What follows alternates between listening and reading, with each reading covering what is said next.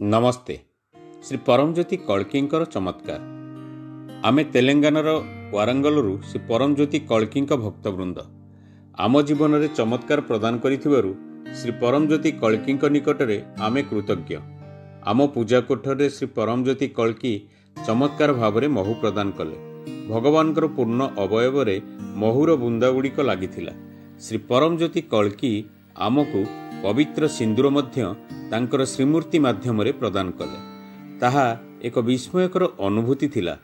समस्त भक्तवृंद, अंशग्रहणकारी और स्वेच्छासेवी माने एही चमत्कारिता को धारणतीत उल्लास एवं स्वर्गीय आनंदर सह अनुभव कले। तेणु यह प्रकृत एक उल्लेखनीय घटना थिला।